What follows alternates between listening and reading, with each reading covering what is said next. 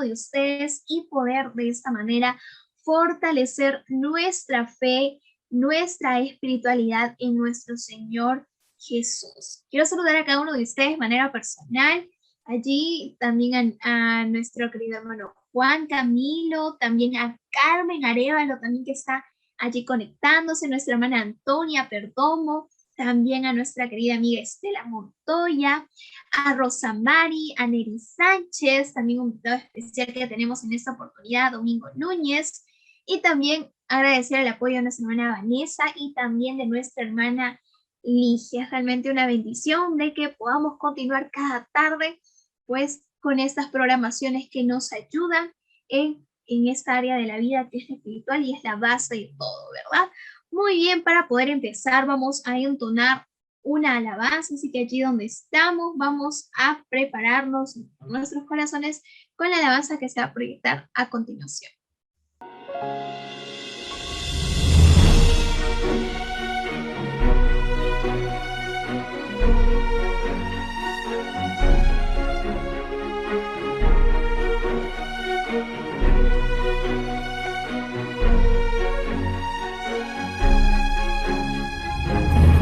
En un mundo lleno de oscuridad, solo vemos dolor y maldad.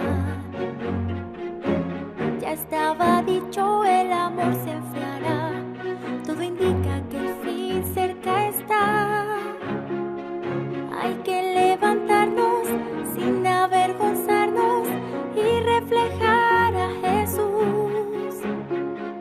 Hay que ser valientes, fieles, diferentes, en la oscuridad ser la luz. Vivimos en un mundo donde muere la fe, donde muchos respiran temor.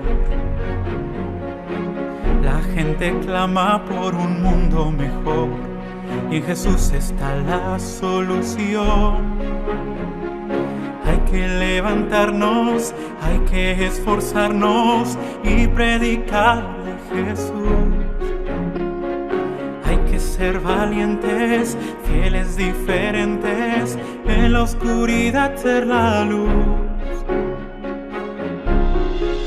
Es momento que todos vean a Jesús en mi ciudad, que conozcan hoy su bandera, que conozcan la verdad. Tenemos el gran privilegio de anunciar que viene ya. Hoy el mundo verá a Jesús en mi ciudad.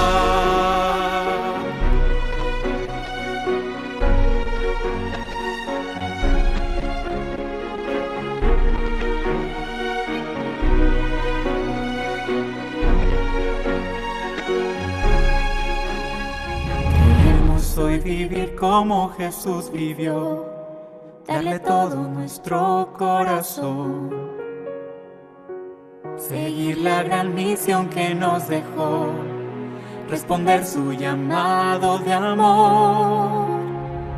Somos sacerdotes, linaje escogido, pueblo adquirido por Dios, para que anunciemos con la luz del cielo que en Jesús hay salvación. Es momento que todos vean a Jesús en mi ciudad, que conozcan hoy su bandera, que conozcan la verdad. Tenemos el gran privilegio de anunciar que viene ya. Hoy el mundo verá a Jesús en mi ciudad. Es momento que todos vean a Jesús en mi ciudad, que conozcan hoy su bandera, que conozcan la verdad. Tenemos el gran privilegio de viene ya. Hoy el mundo verá a Jesús en mi ciudad. Hoy el mundo verá a Jesús en mi ciudad. Hoy el mundo verá a Jesús. Muy buenas tardes con todos, para algunos buenas noches. Ahora, ¿qué tal si nos unimos en oración? Voy a orar en estos momentos, así que vamos a inclinar nuestro rostro ahí donde estamos para acercarnos al trono de la gracia en este día. Amado Padre, gracias te damos por este día más de vida, por tu amor y tus bondades, sobre todo por este sábado, Señor. Para algunos ya terminó, pero aquí estamos, Señor, todavía en las horas santas de este día, para que seas tú glorificándote a través del predicador que has tomado para trazar tu palabra en esta hora, para la persona que va a alabar tu nombre, para todos los que estamos aquí, Señor, cualquiera sea la dificultad, cualquiera sea la turbación, cualquiera sea el sentir, Señor, o de pronto el problema que esté pasando por estos momentos, Señor, que seas tú con cada uno de los presentes, con su familia. Sabemos que tú ya estás a las puertas, Padre, por eso seguimos trabajando en tu obra. Sé tú sellándonos, Padre, para estar contigo por la eternidad. Quédate con el predicador, quédate con todos los presentes, porque te lo pedimos y te lo rogamos en el nombre de Jesús. Amén.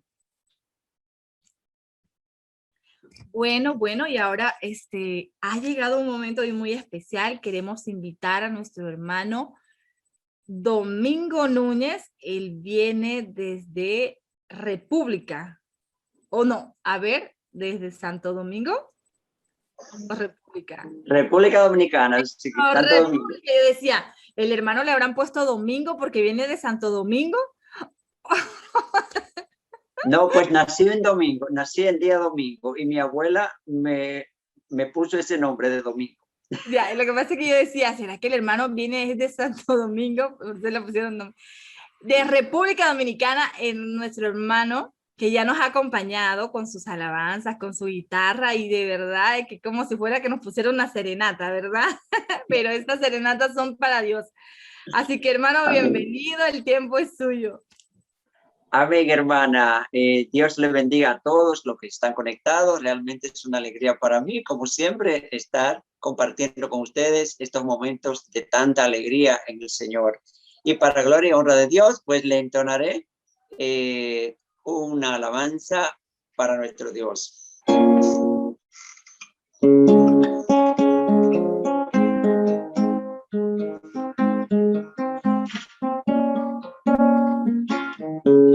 Ayer le dije adiós a mi vida pasada.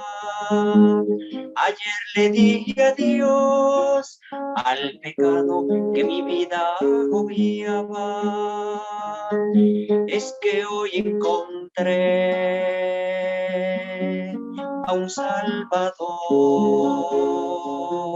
Jesús llegó a mí y me llenó de su poder.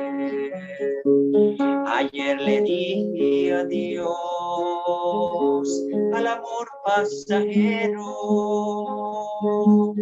y di la bienvenida al amor verdadero. Es que hoy encontré un amigo fiel. Jesús llegó a mí y me llenó de su amor. Jesús secó mis lágrimas, me dio lo que anhelaba, quitó la soledad y ahora es Él quien me acompaña. Hizo brillar su luz y huyó de mí la oscuridad.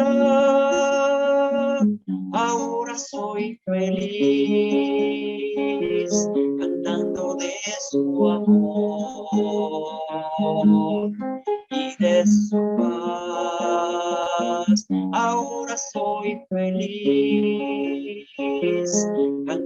de su amor y de su paz.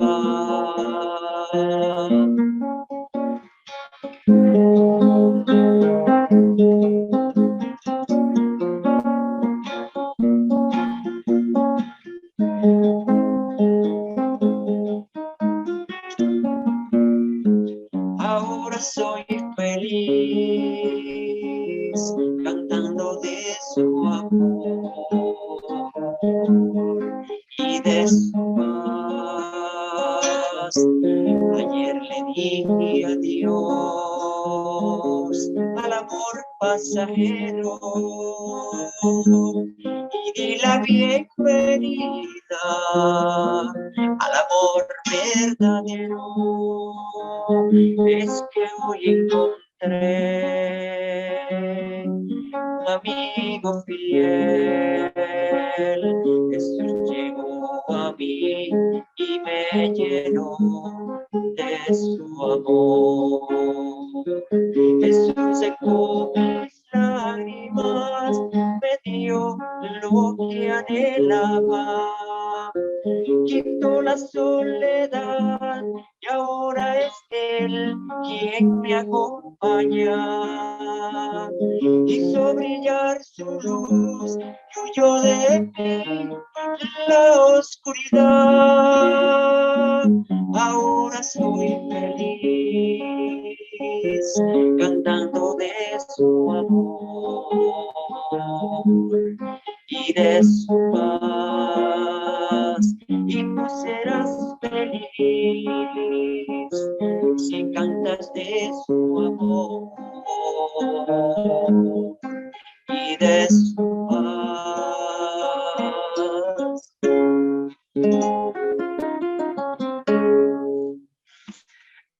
Amén.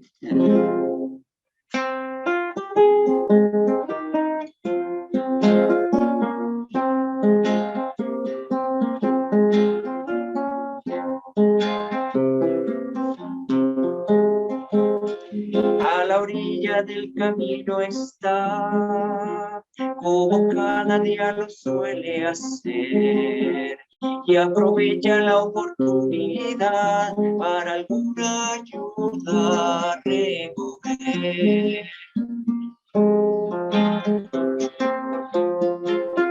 De limosna tiene que vivir, porque Bartimeo no puede ver, y su mano tiene que extender a todo el que pasa por allí.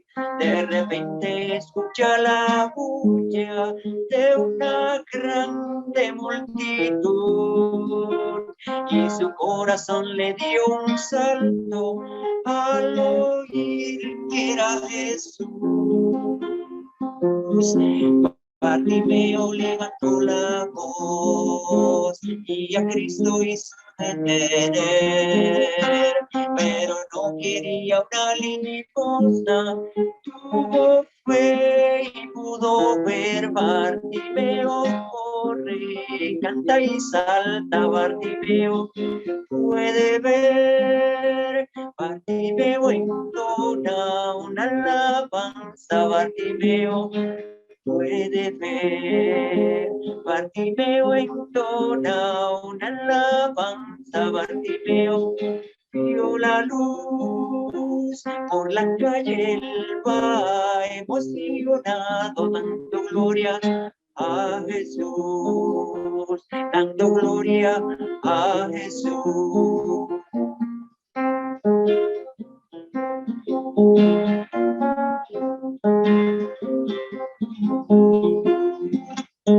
Bartimeo busca con afán a ese amigo que tanto acudió. Él le dice: yo sé que eres tú, es que yo distingo bien tu voz. Con asombro ve una víbora y también ve a un niño jugar. Entonces le dice a su Dios: Tu poder es sin igual, Bartimeo, corre, canta y salta, Bartimeo, puede ver por la calle, él va impresionado, Bartimeo, puede ver. Bartimeo entona una alabanza, Bartimeo vio la luz, por la calle él va emocionado, dando gloria a Jesús, dando gloria a Jesús, demos gloria a Jesús.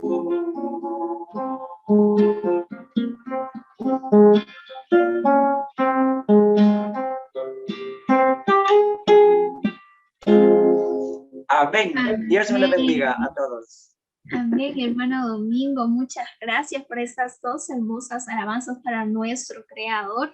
Que Dios siga bendiciendo también su ministerio de alabanza para Él, dando de esta manera también un mensaje especial, ¿no? Cada alabanza tiene un mensaje que darnos y pues también aplicarlo también a nuestra vida diaria. Muchas gracias, hermano Domingo Núñez.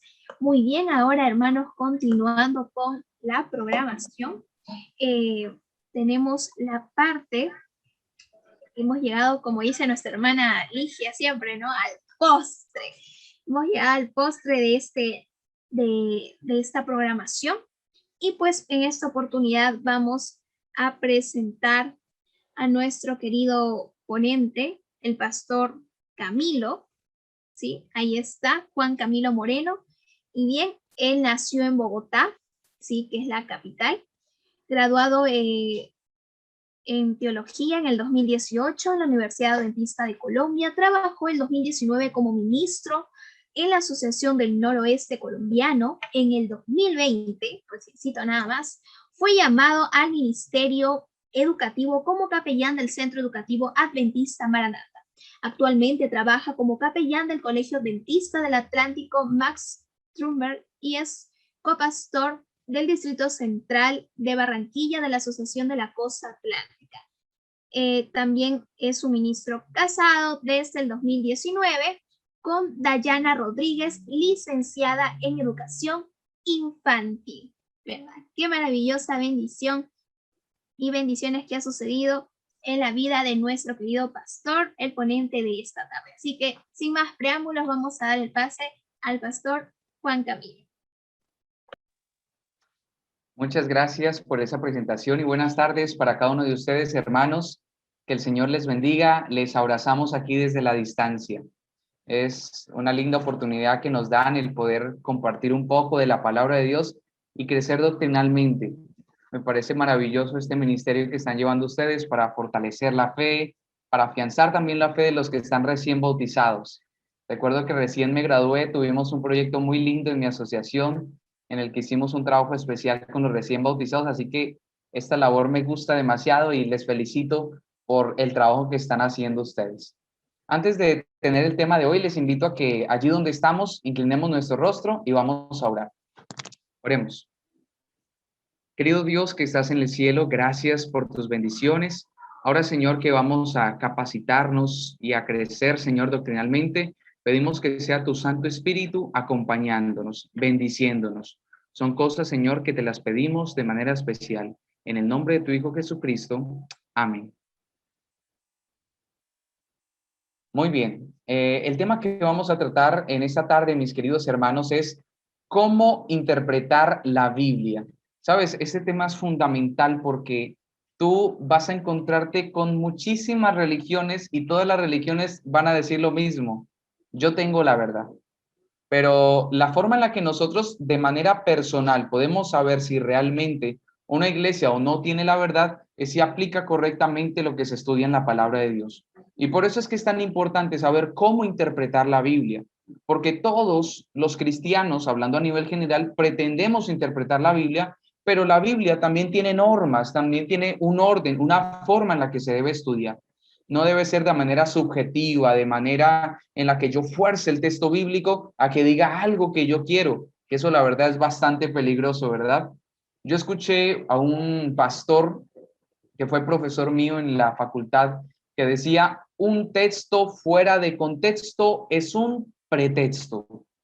Un texto fuera de contexto es un pretexto. ¿Y por qué? Porque hay personas que, buscando beneficios personales, respaldar alguna posición que saben que está mal, fuerzan el texto bíblico a que diga algo.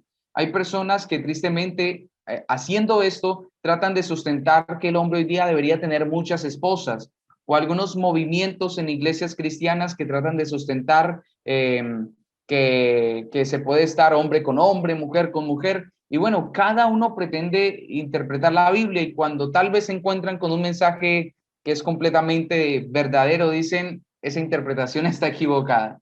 Entonces, es muy importante, mis queridos hermanos, poder estudiar los principios de cómo estudiar o interpretar la Biblia. El que desee esta presentación, por supuesto que sí, este es un tema abierto a todos mis queridos hermanos. Yo lo puedo enviar a la hermana Ligia, que es con quien tengo contacto allí, y con gusto ella lo puede compartir con cada uno de ustedes.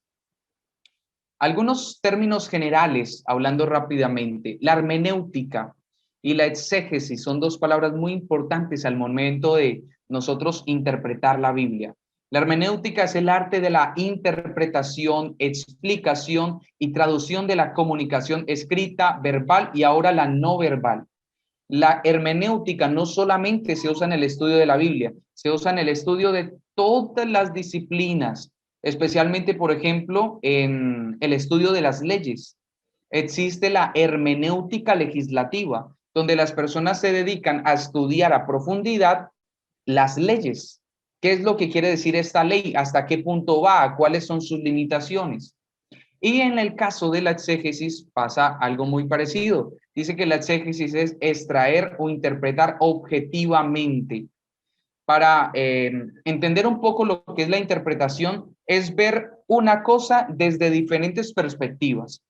Por ejemplo, tú me ves ahora mismo a mí de frente, pero no me conoces de perfil a menos que yo haga esto y ya veas cómo es mi nariz, cómo es mi boca, cómo son mis orejas. Estás viendo una misma cosa desde diferentes puntos de vista. Eso es lo que nosotros debemos hacer al estudiar el texto bíblico. Eso es lo que nos ayuda a la hermenéutica, que pone las bases, las normas de interpretación, y la exégesis, que es la parte práctica, la parte pragmática que nos lleva a nosotros a empezar esa búsqueda de qué es lo que quiere decir el texto. Hay dos términos también muy importantes, mis queridos hermanos. El primero es la iluminación y el segundo es la inspiración. La iluminación es el fenómeno en el que Dios a nosotros nos capacita como cristianos para comprender la palabra de Dios, para recibir discernimiento y sabiduría. Eso es lo que pasa cuando nosotros vamos a leer el texto. Nosotros, cuando oremos, tenemos que pedirle a Dios que nos ilumine, porque de esa forma el Señor va a entrar en nuestra mente por medio del Santo Espíritu para que podamos comprender el mensaje bíblico. Pero la inspiración fue algo que ocurrió solamente con los escritores de la Biblia. Es decir, yo no puedo ser inspirado de la misma forma que fueron estos hombres, porque ellos fueron los que escribieron la Biblia. Para que yo pueda entender qué estaba en la mente del escritor bíblico al momento de escribir su carta, su epístola, el libro, tengo que pedirle a Dios iluminación. Pero lo que le dio Dios al autor bíblico, al profeta, fue inspiración. Dice que es la influencia sobrenatural del Espíritu Santo sobre los escritores bíblicos, que hizo que sus registros sean un exacto de la voluntad de Dios. Por eso es que nosotros, como adventistas, mis queridos hermanos, creemos que la Biblia es la norma máxima de fe, la más grande.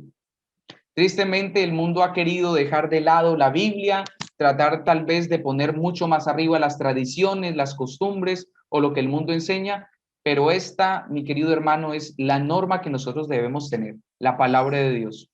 En 1545 a 1863 se hizo una reunión, la reunión de Trento, que fue una reunión en la cual varias personas decidieron que era más importante la tradición humana que lo que decía la Biblia.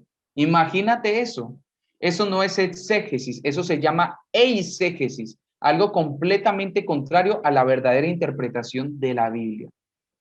Así que bueno, ya con estos 4 términos bien definidos, hermenéutica, exégesis, inspiración, iluminación, vamos a ver algunas cortas teorías de personas que creen de cómo fue inspirada la Biblia. Algunos creen que la Biblia fue inspirada por intuición. ¿Qué quiere decir eso?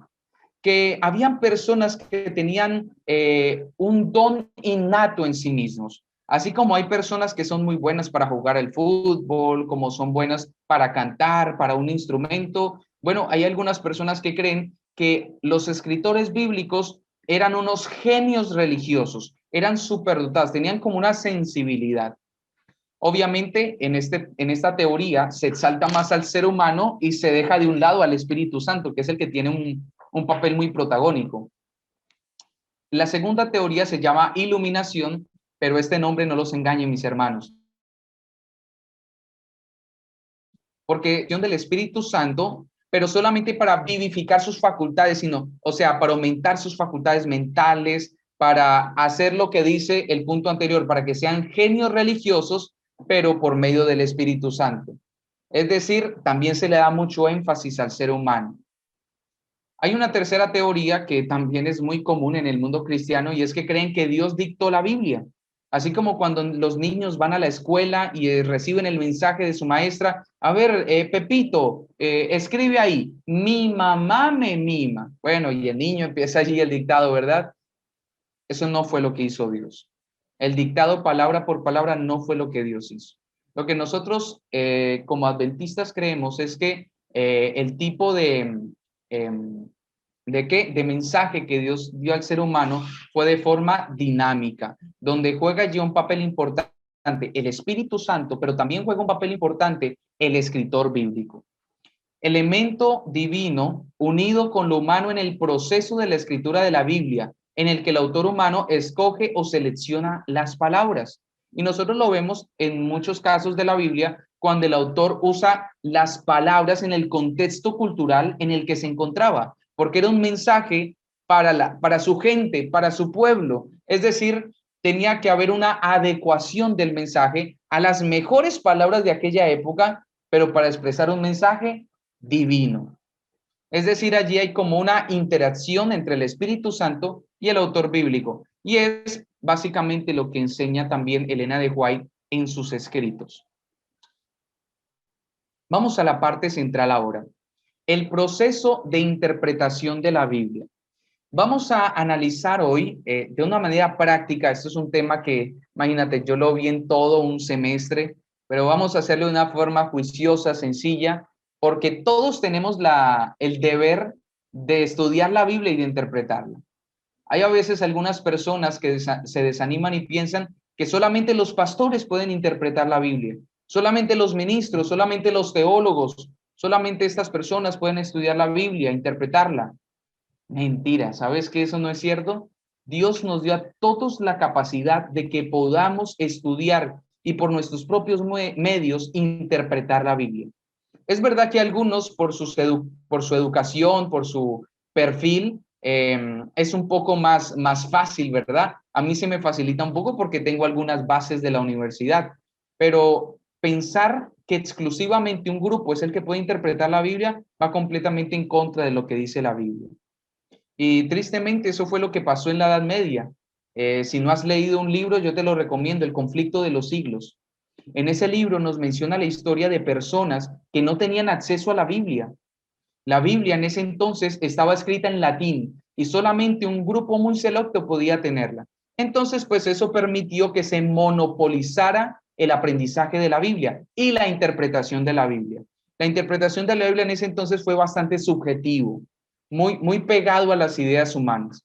Pero luego Dios levantó grandes hombres que fueron los reformadores, Martín Lutero, Juan Hus, Jerónimo, John Wycliffe, personas que tomaron la Biblia, la tradujeron al idioma de la gente de ese entonces y empezaron a hacer una interpretación pura de lo que enseñaba la Biblia. Y ahí se encontraron con cosas interesantes, las indulgencias, la salvación por la fe, La muerte de Jesús que es necesaria. Tú no necesitas pagar penitencias, cobrar favores. Incluso algunos pagaban dinero por el perdón de sus pecados. Imagínate tú eso. Todo porque de manera subjetiva, hace años, se enseñaban este tipo de cosas. Por eso, mis hermanos, es que es tan importante que nosotros podamos con nuestra propia individualidad, poder interpretar la Biblia. Entonces, aquí tenemos 10 pasos sencillos, prácticos, algunos un poco más complejos que otros, pero bueno, he orado al Señor para que este mensaje llegue a sus corazones e invitarlos a que ustedes puedan estudiar la Biblia. Hoy en día también por la virtualidad, así como ustedes están conectados aquí, el tema de la virtualidad ha hecho que tal vez no nos preocupemos mucho por el estudio de la Biblia, porque hoy día es muy fácil que tú pongas un YouTube y escuches al pastor Homero Salazar, que es un gran amigo del Perú, o que pongas al pastor Bullón, o que pongas a un pastor reconocido y tú crees que de esa forma estás estudiando la Biblia, estás recibiendo un mensaje, pero nada puede reemplazar el estudio de la Biblia. Un sermón no reemplaza el estudio de la Biblia. La oración es buena, pero la oración no reemplaza el estudio de la Biblia. El estudio de la Biblia no se puede dejar de un lado para hacer otra cosa. O sea, eso es muy importante. Por eso vamos a ver estos 10 pasos. El primer paso, mis queridos hermanos, es volvernos a Dios en oración. El segundo, leer el texto. Tercero, usar la mejor lectura posible. Cuarto, traducir el texto. Quinto, investigar el contexto. Sexto, analizar el texto. Séptimo, efectuar un análisis doctrinal. Octavo, aplicar el texto. Noveno, utilizar recursos adicionales. Y décimo, dedicar tiempo. Esos son los 10 puntos que vamos a tratar y vamos a depurarlo de manera sencilla para que podamos aplicarlo en nuestro estudio personal de la Biblia. Nosotros debemos ser como cuando Pablo fue a una ciudad que se llamaba Berea. Dice la Biblia que la gente de Berea, cada vez que Pablo predicaba, ellos se iban a sus casas y estudiaban la Biblia y decían, vea, Pablo tenía razón. Esas profecías mesiánicas de las que habló Pablo, sí, mira, están aquí en Isaías. Están aquí en Jeremías, mira, el libro de los Salmos lo dice. O sea, la gente, los cristianos en Berea eran personas que no tragaban entero. Y nosotros debemos ser filtros. Que toda cosa que nos llegue, nosotros debemos saber interpretarla de manera correcta. Antes de iniciar con el primer paso, quiero hacer un paréntesis aquí. Sabes, en redes sociales hay muchas cosas que pueden ser perjudiciales para tu vida espiritual. Y no me estoy refiriendo propiamente de cosas que no hablen de Dios. Creo que las cosas más peligrosas para el adventista hoy en día son las cosas que hablan de Dios, pero que dicen mentiras. Uy, cuántas cosas no se dicen en redes sociales, que se está cumpliendo que tal profecía, que el Papa dijo esto, que ahora sí que llegó la ley dominical, que porque hicieron esto, un sensacionalismo, no sé cómo le dicen allá, aquí en mi país le decimos un amarillismo, es decir, como alborotar la gente para que se asuste, para que se preocupe. Y hay muchas noticias de esas dentro de nuestro entorno adventista que hablan de cosas que uno se pone a pensar y dice, pero ¿por qué los hermanos comparten este tipo de cosas? Comparten predicaciones de algunas personas que no son de nuestra iglesia y están poniendo fechas a la segunda venida de Jesús, están dando interpretaciones que la iglesia no corrobora. Entonces, por eso, mis hermanos, una vez más, les animo, es importante que nosotros de nuestra propia forma, de manera individual, interpretemos la Biblia muy juiciosamente. Paso número 1, oración. Imposible. ¿Por qué? Porque de esa forma yo estoy reconociendo que el mensaje que está allí en la palabra no es mío. El mensaje que hay en la Biblia estoy diciéndole al Señor, este mensaje no me pertenece a mí. Este es un mensaje tuyo. Un mensaje que tú le transmitiste a los profetas. Recuerda, lo que Dios otorgó a los profetas fue inspiración. Lo que Dios me da a mí para que yo estudie la Biblia de manera correcta es iluminación. Yo debo orar para que Dios me ilumine, para que yo pueda comprender lo más cerca posible qué estaba en la mente del autor bíblico cuando escribió esas palabras. Y ahorita vamos a ver algunas herramientas, pero primero que todo, oración. Porque eso me hace reconocer que necesito de Dios para hacer una verdadera interpretación. El segundo, pues sencillo, leer el texto. Y a nosotros nos enseñaron los ministros, pastores, que cuando tú vayas a interpretar la Biblia, quieres interpretar, por ejemplo, un texto, lee ese texto varias veces. Algunos dicen, lee ese texto hasta memorizarlo. Y medita, piensa en ese texto, léelo una y otra y otra y otra vez. Por ejemplo, Génesis 1:1, en el principio creó Dios los cielos y la tierra. Síguelo leyendo, en el principio creó Dios los cielos y la tierra. En el principio creó Dios los cielos y la tierra. Después de que ya lo hayas leído varias veces, empiezas a sacar deducciones. Dios es creador. Dios hizo los cielos, Dios hizo la tierra. ¿Qué hizo el ser humano para recibir los cielos y la tierra? Nada. Entonces eso quiere decir que Dios se preocupa por el ser humano. Dios se preocupa por su entorno, por su bienestar. ¿Qué hizo el ser humano para recibir eso? Nada. Entonces allí está la gracia de Dios. Mira que solamente con leer el texto, ya empezamos a hacer como un esquema un poco más general de lo que es este texto. Tercero, muy importante, mis hermanos, usar la mejor lectura posible. Hay diferentes versiones de la Biblia. Hay algunas que son un poco más antiguas, otras son un poco más contemporáneas. Se usan mucho hoy en día las contemporáneas porque, pues, así como va avanzando el tiempo, el lenguaje también evoluciona. Y, por ejemplo, unas versiones de la Biblia de hace unos 60 o 70 años, tú las lees y hay palabras que tú dices, pero ¿y eso qué significa? ¿Por qué? Porque el lenguaje va cambiando, entonces hay que tener mucho cuidado con eso para poder entender qué es lo que dice el autor. Otra cosa muy importante es saber qué versión de la Biblia voy a escoger yo. Hago otro paréntesis para que también lo sepamos. La Iglesia Adventista no tiene una versión oficial. ¿Por qué? Porque eso sería o llamaría la atención para que el texto fuera subjetivo. La Iglesia Adventista no es dueña de la Biblia, no. Hay muchas versiones que la Iglesia Adventista usa y de pronto le agrega el himnario, le agrega los estudios bíblicos, pero la parte de la Biblia, la versión, la Iglesia Adventista nunca la toca porque la Iglesia Adventista no tiene versiones de la Biblia. Y a mí me parece bien que no tenga versiones de la Biblia porque hace que el estudio de la Biblia sea objetivo, sea responsable, que no se vea manipulado. No me gusta personalmente cuando una iglesia tiene una versión propia de su iglesia. Hay iglesias que los tienen. Y cuando tú te pones a leer detalladamente, por ejemplo, los mandamientos, cuando habla de la segunda venida de Jesús, tú comparas versiones y dices, oye, esta Biblia no dice lo mismo. Esta Biblia tiene algunas cosas que están alteradas.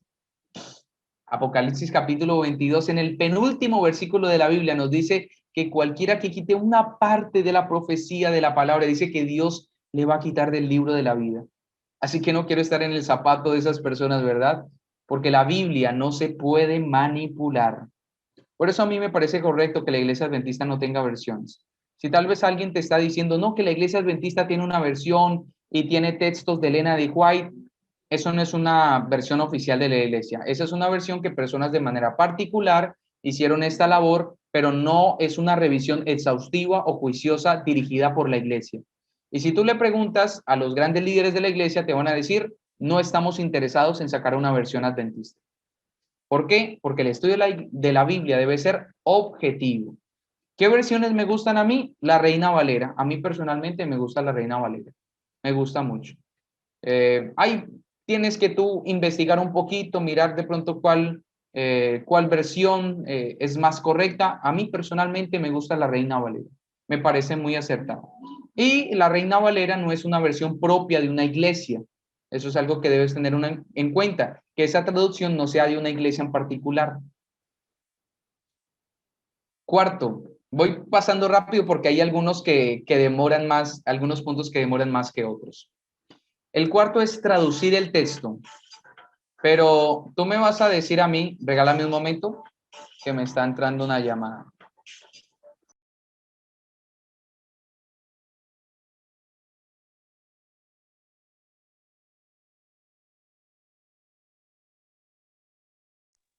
Gracias, gracias. Lo que pasa es que como estoy transmitiendo del celular, entonces hay ocasiona interferencia.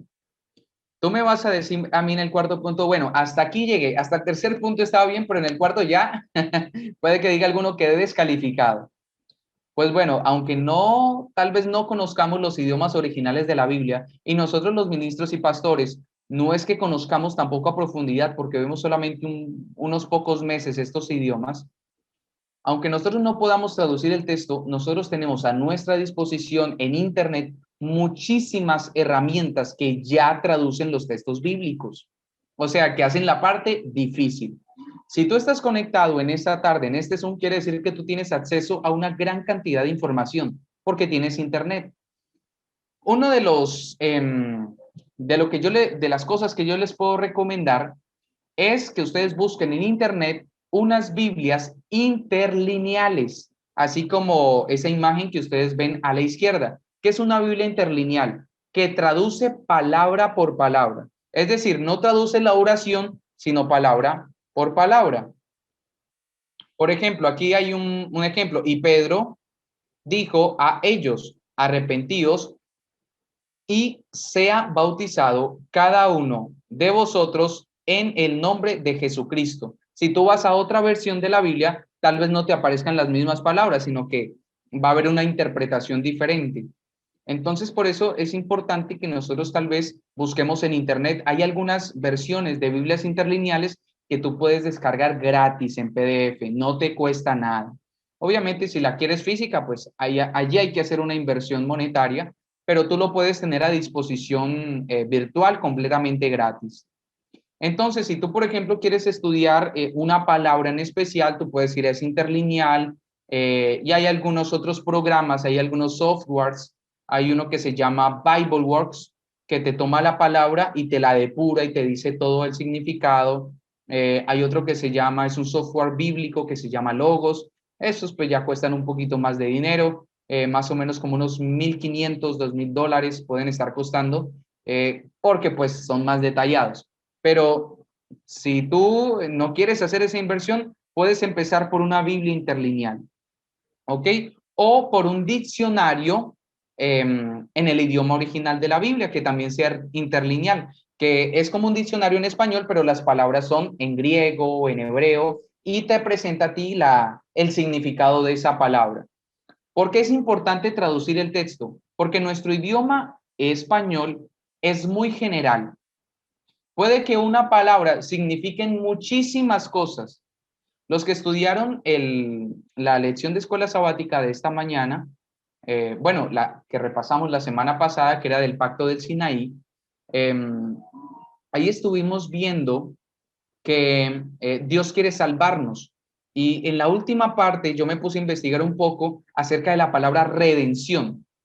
Aunque nosotros en español usamos la palabra redención para todo lo que es la salvación, en el idioma griego, cuando hablamos de redención, hay 4 palabras diferentes. Imagínate, 4 palabras diferentes para hablar de redención.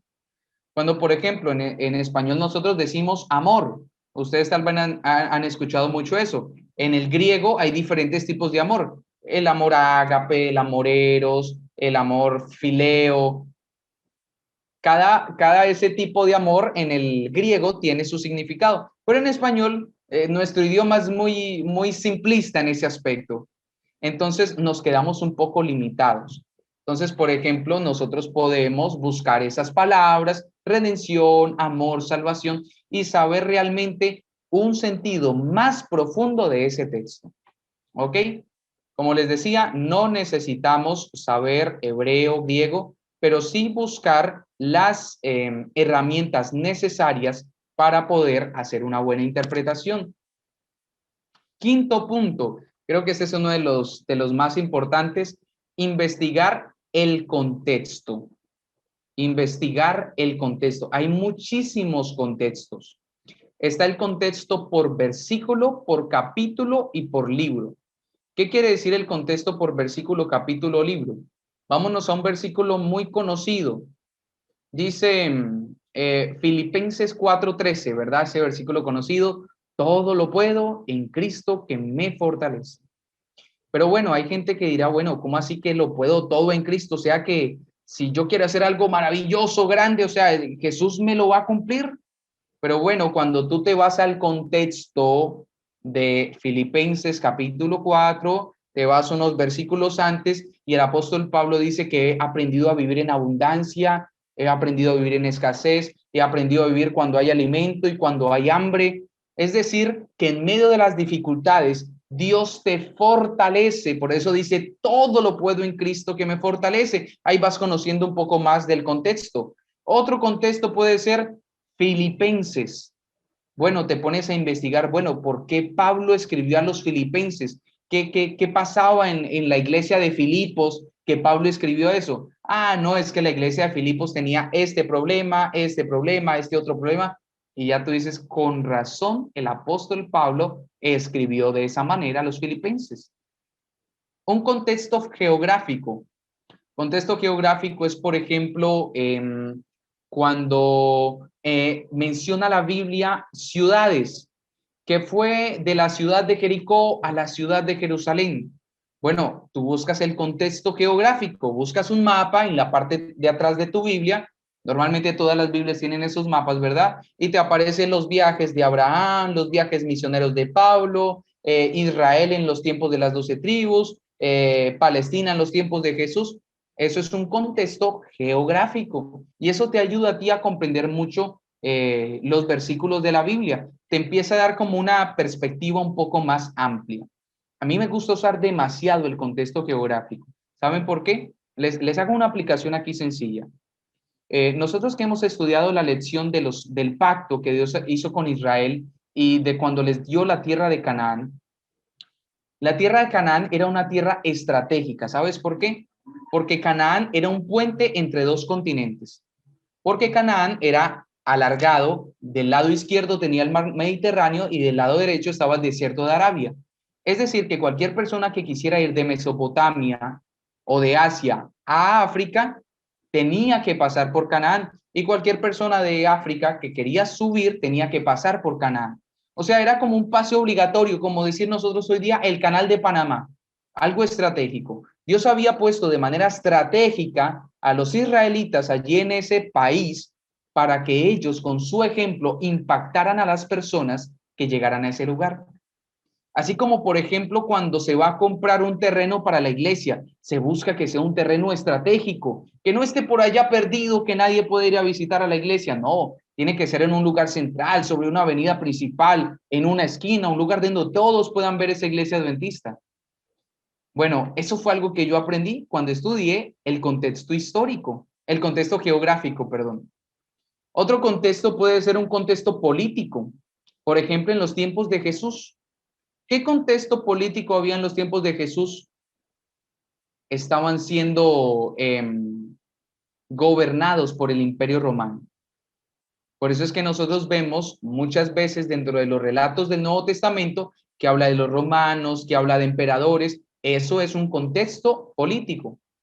Contexto general cuando se refiere a toda la Biblia, que para que tú entiendas un tema en específico necesitas tomar de una parte del libro de los Salmos, otra parte del libro de los Hechos, otra parte del libro de Lucas, otra parte del libro de Éxodo, y ahí vas formando un conocimiento, un poquito de aquí, un poquito de allá. Si tú tal vez estás recién bautizado y apenas estás empezando a estudiar la Biblia, no te preocupes, porque el conocimiento es progresivo. Y cada vez que tú estudies más la Biblia, el Señor te va a ir ayudando a que tú formes un gran conocimiento de la Biblia y vas poco a poco a empezar a conocer un poco más los contextos. Por ejemplo, un contexto temático. Por ejemplo, a ver, versículos de la Biblia que me hablen acerca de la muerte de un cordero. Bueno, entonces yo empiezo hablando de Abel, hablo de Génesis 3, cuando Adán y Eva pecaron, hablo de el momento en el que, por ejemplo, Job hacía sacrificios, cuando Salomón hacía sacrificios, y ahí voy organizando un conocimiento en el contexto general. Y otro contexto es el contexto histórico. También muy, muy importante, porque la historia y la Biblia van de la mano. Hace algunos años hubo un gran ateo. Este hombre era hijo de ateos y en su lucha por tratar de pisotear la Biblia dijo, voy a encargarme de burlar a todos los cristianos. y se fue a las tierras bíblicas a tratar de echar por tierra la Biblia. Para no hacerle la historia más larga, este hombre se dio cuenta que toda la historia y todos los lugares geográficos que menciona la Biblia eran completamente ciertos y se podían comprobar científicamente, y porque estaban allí esos lugares, muchísimos lugares, islas, sinagogas, acontecimientos históricos que estaban en pergaminos extrabíblicos, y este hombre terminó convirtiéndose en el cristianismo y un gran defensor de la verdad. Imagínate, todo por estudiar contexto histórico y contexto geográfico. Muy bien, vamos al sexto punto. Sexto punto es analizar el texto. Cuando hablamos de texto, vamos a hablar de el libro en general. Si yo, por ejemplo, voy a estudiar el libro de Juan, el cuarto evangelio, entonces tengo que pensar, bueno, ¿quién fue el que escribió el libro de Juan? Pues bueno, el apóstol Juan. ¿Y quién era el apóstol Juan? Bueno, era de los más cercanos a Jesús. Los evangelios dicen que siempre Jesús tenía como un grupo selecto, y entre uno de ellos era Juan, Pedro, o sea que Juan conoció bastante cerca a Jesús. ¿A qué público le escribió Juan? Cuando nosotros miramos el tipo de escritura que tuvo Juan, nos damos cuenta que Juan no escribió para los judíos. Juan escribió para los gentiles, especialmente para los griegos. Por eso en Juan capítulo 1 se encarga de tratar de explicar la naturaleza de Cristo Jesús, el verbo hecho carne que habitó entre nosotros. Por eso es que cada evangelio tiene como su enfoque. Cuando tú te vas al libro de Mateo, Mateo capítulo 1 te habla de la genealogía de Jesús. Y tú te preguntas, bueno, ¿por qué tantos nombres? Porque para los judíos era muy importante saber que el Mesías iba a venir del linaje de David. Por eso muchos le llamaban Jesús, hijo de David, como el ciego Bartimeo. Porque si era descendiente de David, quería decir que podía ser candidato para ser el Mesías. Eso era algo muy importante porque hacía parte de la profecía. Por eso Mateo, que fue escrito para los judíos, se encarga de eso. El libro de Marcos fue escrito para los romanos. Por eso nosotros encontramos palabras claves que no son propiamente de judíos, sino de los romanos, cuando habla, por ejemplo, de los denarios, cuando habla del centurión, cuando habla de legiones, cuando habla de personas con cargos militares, está hablando en un contexto romano. El libro de Lucas fue escrito para los gentiles, porque su propio autor era un gentil, Lucas. Lucas no era propiamente judío. Vemos el ejemplo de Juan, que les comentaba, un apóstol muy cercano a Jesús, pero escribió especialmente para los griegos. Pero eso, Juan no habla tanto de los milagros de Jesús, sino de lo que Jesús decía, de las enseñanzas de Jesús. Juan no se preocupa mucho en los milagros, sino en lo que Jesús dijo. En cambio, hay otros que se basan más en lo que Jesús hizo y poco en lo que Jesús predicó. Por eso es que les decía en un principio, es estudiar una misma cosa desde diferentes puntos de vista. Esos son los evangelios. Por eso tenemos que saber cuál fue el autor, a qué público fue escrito, en qué fecha se escribió y cuál era el mensaje y el propósito de ese libro. Les pongo un último ejemplo.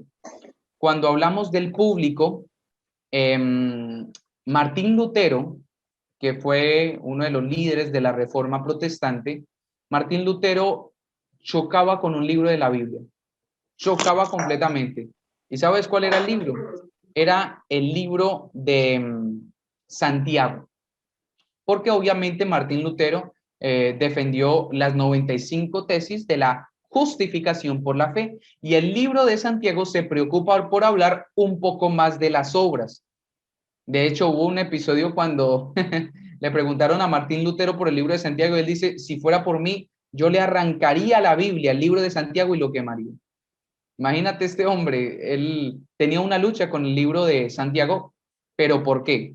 Cuando nosotros estudiamos el contexto en el que se escribió Santiago y el público al que se escribió, Santiago le escribió a personas que estaban pensando que como ya estaban siendo justificadas por la muerte de Jesús, entonces no tenían que hacer nada porque ya Jesús los había salvado, que también es el error de muchos cristianos, de muchos evangélicos hoy en día, que dicen que estamos bajo la gracia, pero no bajo la ley. Eso es algo muy popular. Pues bueno, cuando nosotros estudiamos el libro de Santiago, nos damos cuenta que Santiago le escribió a un público en específico. Eso es como cuando la mamá tiene dos hijos, uno que es juicioso y el otro que es inquieto, que en la iglesia se mueve, que molesta, se tira al piso. Al que es quietico le dice, papi, vaya, juegue, salga a la calle, haga algo, muévase, salte. Pero al que es tremendo le dice, siéntate, quédate quieto, silencio, por favor, no te muevas. ¿Ven? Se le da un mensaje diferente a cada uno porque es un público distinto. Punto número 7, efectuar un análisis doctrinal. Y bueno, nosotros los adventistas, gracias a Dios, nuestro tipo de teología es bastante organizada, es muy sistemática, se clasifica y eso nos hace a nosotros que podamos estudiar más fácilmente la Biblia. Por ejemplo, nuestra iglesia adventista tiene 6 doctrinas. Tiene la doctrina de Dios, la doctrina del hombre, la doctrina de la salvación de la iglesia, de la vida cristiana y de los acontecimientos finales. Es una división sistemática de la Biblia. Cualquier parte de la Biblia tú puedes encasillarla dentro de una de estas 6 categorías. Esas son las doctrinas. Y creencias, nosotros como adventistas tenemos 28. Entonces tú, por ejemplo, cuando estudias un texto bíblico, tienes que también hacer un análisis doctrinal. Por ejemplo, Juan 3:16, porque de tal manera amó Dios al mundo que ha dado a su Hijo unigénito para que todo aquel que en él crea no se pierda, mas tenga vida eterna. ¿De qué doctrina me está hablando allí? Me está hablando de varias. Dice, de tal manera amó Dios al mundo, la doctrina de Dios. Amó Dios al mundo, la doctrina del hombre, que ha dado a su Hijo unigénito, la doctrina de la salvación, para que todo aquel que en él crea.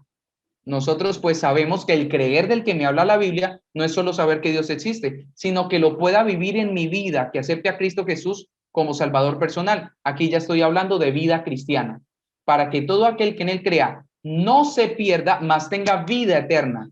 ¿Y a qué se refiere cuando habla de la vida eterna? Jesús viniendo por segunda vez y llevándonos a la Canaán celestial. ¿Eso qué es? Acontecimientos finales. Miren cómo solamente con un texto encasillamos de forma temática dentro de las diferentes doctrinas que nosotros tenemos. Entonces miren que allí se puede hacer un análisis bastante profundo. Hicimos la división de un texto en diferentes partes que se puede estudiar de manera particular y después unimos todo eso y ya tenemos como un pensamiento mucho más profundo, por ejemplo, de lo que es Juan capítulo 3, versículo 16. Muy bien, ya casi vamos terminando. Punto número 8. Y ahorita al final, si de pronto hay alguna pregunta, damos unos cortos minutos. Punto número 8, aplicación del texto. Esta parte debe responder 2 preguntas. ¿Cuál es la aplicación espiritual de este texto? ¿Y qué es lo que Dios quiere decir a mi vida? Miren que nosotros a veces lo que hacemos es efectuar como el primero. Primero abrimos la Biblia y le digo, Señor, ¿tú qué me quieres decir? Y nos olvidamos de que hay un orden, que si yo quiero saber realmente lo que me dice la Biblia, debo seguir un orden. Y el punto número 8, solamente el punto número 8 es la aplicación espiritual. ¿Por qué? Porque primero debo saber precisamente qué es lo que el texto está diciendo. Y después, ahora sí, lo traigo a la actualidad. ¿Qué quiere decir para mi vida? ¿Qué quiere decir para mí? Esta parte octava, pues es muy sencilla, muy práctica. Esta es la parte que se predica, ¿ok? Es la parte del llamado, la parte de involucrar a la persona a que le entregue su corazón a Jesús. Cuando yo tomo del texto bíblico, un texto histórico, y lo traigo a la actualidad y le digo, así como el ciego Bartimeo estaba sin ver, llegó Jesús y le devolvió la vista, así Jesús quiere hacer con tu vida. Estoy haciendo una aplicación del texto. Punto número 9, utilizar recursos adicionales. Aunque esto lo mencioné anteriormente, es muy importante que dejemos en los últimos, a menos que tenga que ver con traducción del texto, obviamente.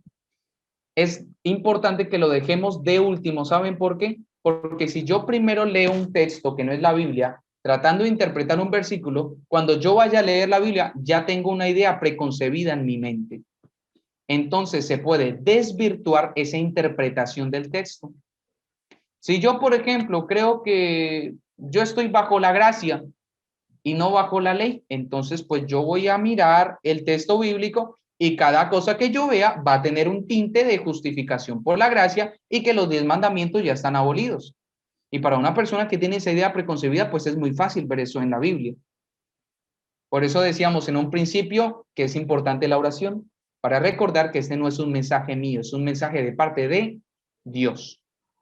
En el punto número 9, ya después de que hemos hecho ese estudio personal, podemos empezar a revisar otro tipo de artículos, comentarios, concordancias. Por ejemplo, nosotros como adventistas tenemos un comentario bíblico adventista. No lo puse acá, no porque no sirva, sirve demasiado. Lo que pasa es que el conocimiento es progresivo y el conocimiento doctrinal que tenía la iglesia hace 60, 70, 80 años no es el mismo que la iglesia adventista tiene hoy en día. ¿Por qué? Porque el conocimiento es progresivo, cada vez avanza más. Entonces, me gusta a mí de manera personal, no para temas específicamente doctrinales, pero sí para temas de contextos históricos, contextos geográficos, contextos literarios. Usar, por ejemplo, comentario bíblico de Matthew Henry, a mí personal me gusta mucho. El comentario bíblico MacArthur me gusta también bastante porque te depura la Biblia versículo por versículo. Y te dice, ¿por qué Jesús dijo eso? No, lo que pasa es que en esa época pasaba esto, esto y aquello. Y finalmente puse allí la concordancia bíblica. Les pongo un cortico ejemplo, que fue el sermón que yo prediqué esta mañana en una iglesia. Yo por muchas veces leí la parábola de la moneda perdida, pero nunca le vi una aplicación bastante profunda como para predicarlo. Tal vez para una reflexión, pero no para predicarlo, porque yo decía la parábola de la moneda perdida solamente tiene 3 textos. Pero un día, mientras yo estaba con mi esposa y estaba leyendo el libro La Temperancia de Elena de White, y Elena hizo un comentario acerca de la moneda perdida y mi esposa me lo mostró. Me pareció increíble. Yo dije, oye, yo nunca había visto ese texto desde esa perspectiva y me puse a investigar en internet el contexto histórico, fue un comentario bíblico y ¿sabes de qué me entero? La parábola de la moneda perdida dice que una mujer tenía 10 monedas, pero no eran monedas cualquiera, eran 10 dracmas, es decir, eran monedas griegas. Esta mujer era griega, la de la parábola. Y me puse a investigar ese contexto histórico y el comentario bíblico me decía que cuando un hombre se enamoraba de una mujer y quería pedirle matrimonio, tenía que regalarle dracmas. Y esta mujer, cuando su prometido le regalara esas dracmas, ella tenía que ponérselas como diadema, así que le colgaran como si fueran como si fuera un arbolito de Navidad, o incluso en su cuello como si fuera un collar. Algunas se hacían trenzas y se colgaban monedas del cabello. ¿Por qué? Porque eso mostraba que ella estaba comprometida. Como en muchas culturas hoy en día, es importante el anillo para saber que está casado. Entonces, la razón por la que la mujer, cuando pierde una moneda, se le pierde y la empieza a buscar desesperadamente, no es por el valor económico, es por el valor sentimental, por el valor emocional. O si no, imagínate una esposa que pierda su anillo de compromiso. Qué vergüenza, ¿no? ¿Por qué? No puede decir, no, yo voy a comprar uno en la joyería y después me lo pongo. Tiene un valor emocional, representa algo. Y eso fue algo que yo aprendí en la historia de la moneda perdida. Por eso dice la Biblia que ella la busca desesperadamente, porque es un símbolo de amor que ella tiene con su esposo. Y así hago la aplicación espiritual y digo, así es nuestro Dios que te busca desesperadamente. Tú eres esa moneda perdida, porque Dios quiere casarse con su iglesia. Dios es el prometido, Jesús es el prometido de la iglesia es su novia, su esposa, y Él quiere llevar a su esposa a la Canaán celestial. Por eso es que la mujer busca desesperadamente la moneda, enciende una lámpara. ¿Qué representa la lámpara? Dice Juan capítulo 8, versículo 12, que Jesús es la luz del mundo. Entonces Jesús es el medio por el cual la mujer encuentra la moneda perdida. Mira, aquí te acabo de resumir mi sermón de esta mañana. Finalmente, mis hermanos, dedicar tiempo al estudio de la Biblia. Si tú quieres realmente hacer un estudio bien juicioso de la Biblia, lo que debes hacer es dedicarle tiempo. Es muy importante. Y allí puse como ejemplo la foto de Guillermo Miller, uno de los precursores de la doctrina y de los mensajes de la Iglesia Adventista. Este hombre era un soldado jubilado, no era teólogo, no era sacerdote, pero si había algo que hacía este hombre es que le dedicaba muchísimo tiempo al estudio de la Biblia. Este hombre fue el que llegó al gran conocimiento de las 2300 tardes y mañanas, más que cualquier otra persona. Y no fue porque él era un superdotado, que conocía la Biblia, era porque le dedicaba tiempo. Hay algunos escritos que dicen que a veces pasaba noches de largo estudiando y que cuando su esposa se levantaba lo veía medio dormido ahí estudiando la Biblia. Este hombre era un apasionado por la Biblia. Y mira que todo ese esfuerzo el Señor lo recompensó con un mensaje maravilloso, el mensaje del juicio investigador, que bueno, eso es otro tema. Así que mis hermanos, la invitación en esta tarde es a que nosotros podamos de manera personal apropiarnos de nuestras Biblias y sin buscar que otra persona la interprete, que nosotros mismos podamos interpretarla, nosotros mismos podamos estudiarla, que nosotros podamos tener ese proceso de esos 10 pasos, que lo hagamos muy juiciosamente para poder llegar a la verdad de la palabra de Dios. Cuando nosotros estudiamos la Biblia de esta forma, es un poco compleja, es cierto, pero cuando lo hagamos de esa forma, nuestra perspectiva del mensaje bíblico va a cambiar completamente. El Señor te va a bendecir y también esa bendición que tú recibiste va a ser de bendición para otras personas que necesitan escuchar este mensaje, ese mensaje que Dios te ha dado a ti. Muchas gracias, querida familia, por permitirme compartir este mensaje y gracias por todo el tiempo que me permitieron aquí en esta exposición. Muchas gracias a usted, querido pastor Juan Camilo, por haberse también dado el tiempo para nosotros para poder escuchar y también, ¿no? el gran tip que es ¿no? Orar y pues escudriñar las Sagradas Escrituras, ¿no? Muchos confunden lo de escudriñar con leer nada más, ¿no? Es muy distinto, ¿verdad? Es ir un poquito más a fondo, ¿no? Entonces, todos estos tips que hemos obtenido en esta tarde, pues, que sean de aplicación para cada una de nuestras vidas, porque de esa manera también vamos a gustar, vamos a poder conocer un poquito más allá acerca de lo que Dios nos quiere mostrar, ¿no? Entonces esas ganas y esos conocimientos que vamos a ir aprendiendo van a ser cada vez más y vamos a tener una mejor relación con nuestro Dios. Bien, querido pastor, una vez más, muchas gracias. Esperamos pues contar con su participación, con otro mensaje también en otras oportunidades. Bien, a continuación vamos a tener otra bella alabanza, una alabanza que va a ser nuestro querido hermano Domingo Núñez, así que vamos a escucharlo, ¿sí? Él nos va a deleitar con una hermosa alabanza. Ahora ya. Sí. Ok, muy bien. Antes de entonar esta alabanza, pues quiero decir brevemente, queridos hermanos, que en la vida todos nos sentimos jóvenes. Usted habla con alguien que tiene 50, 60 años y se siente joven. Y si usted le dice a alguien que tiene 70 años que usted luce muy joven, deme la receta, qué es lo que usted está comiendo que lo mantiene tan joven. Oiga, aunque no sea de verdad que usted se lo esté diciendo, él se lo coge de verdad y él siente que sí, que es verdad, que está joven. Entonces, este canto pues nos habla de la juventud, téngala usted o no la tenga. Así es que hermoso, o sea, se llama Sueño de Juventud, este canto.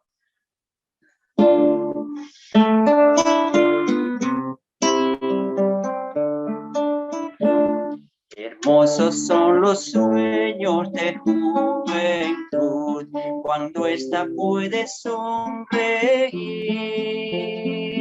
llegar a cierta edad que pueda elegir y escoger lo mejor para ser feliz. La juventud desea felicidad, sonriendo así por sonreír,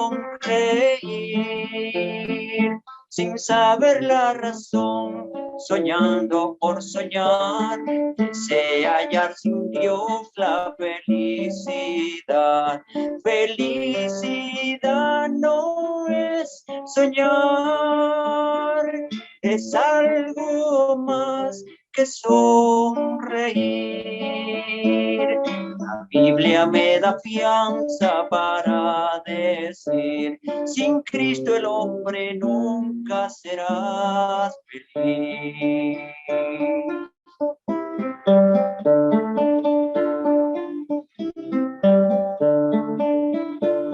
El evangelio es a la juventud, el faro que alumbra sus pies. Les habla del Señor y de su salvación, guía con su luz a un mundo mejor. Senda de sacrificio, de amor, de paz, no temas, Cristo al frente va. Encarna juventud, la lucha por la fe, si quieres tú tener la felicidad. Felicidad no es soñar, es algo más que sonreír. La Biblia me da fianza para decir, sin Cristo el hombre nunca será feliz.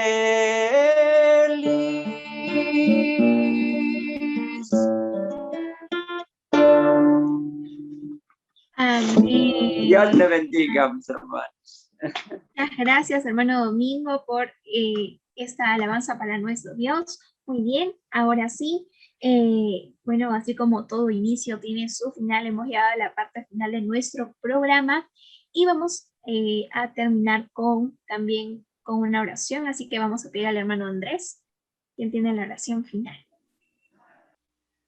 Amado Dios, te quedamos infinitamente agradecidos, Padre, porque tú has estado acompañándonos en este momento.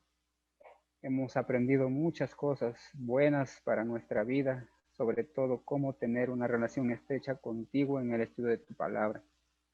Ayúdanos a poner en práctica estas enseñanzas, amado Dios, que podamos formar el hábito de escudriñar tu palabra así como tú lo quieres, para entenderte, para comprenderte, para saberte que eres un Dios todopoderoso, maravilloso, que quiere obrar cosas extraordinarias en nuestra vida y así estar listos para testificar y predicar de tu amor. Gracias porque nos has fortalecido con esta presentación de tu palabra. Bendice de manera especial a nuestro pastor Juan Camilo Moreno, su ministerio, su vida espiritual, sus planes personales, sus anhelos. Bendice su familia, Señor, su querida esposa. Bendícelo, amado Dios, en estos anhelos que tiene de predicar, de testificar aún, Padre querido, hasta que tú le des la vida, la salud y las fuerzas que él necesita siempre, Señor. Gracias también te doy por tu hijo Domingo Muñoz, Padre, que ha cantado, alabado a Dios, ha alegrado mi vida en esta hora. De seguro, amado Dios, las de mis hermanos que hemos estado aquí presentes, atentos también, y sobre todo ha honrado tu nombre y te ha dado gloria. Amado Dios, como decía nuestra hermana Alicia en el chat, que la gracia del Señor Jesús nos acompañe, que su presencia, su existencia pueda acompañar nuestras vidas. En tus brazos de amor pues la dejamos, la declaramos tuya, para que tú puedas obrar en esta semana lo que te has propuesto en cada uno de nosotros y para que nos llegues con bien al próximo sábado para estar aquí reunidos nuevamente para fortalecer nuestra fe. Bendice a cada hijo presente, nombre por nombre y la familia que ellos representan. Ayúdalos, Señor, si están atravesando por alguna necesidad en particular. Tú conoces, tú sabes, que el clamor de su corazón, de su alma, de su vida, su anhelo, pueda ser hecho una realidad en ti. Bendice, Señor, a cada hijo tuyo. Te damos gracias infinitas en el nombre de Jesús. Amén, Señor. Muchas gracias, hermano Andrés. Muchas gracias a todos los que nos han acompañado en esta programación. Somos bendecidos de que también ustedes sean parte del ministerio siempre con su asistencia o ya también invitando, ¿verdad? Recuerden que lo bueno se comparte. Muy bien, Esto ha sido todo por esta programación. Que Dios les bendiga, sigan pasando un bonito sábado y para los cuales ya están de noche por sus países, pues una feliz semana.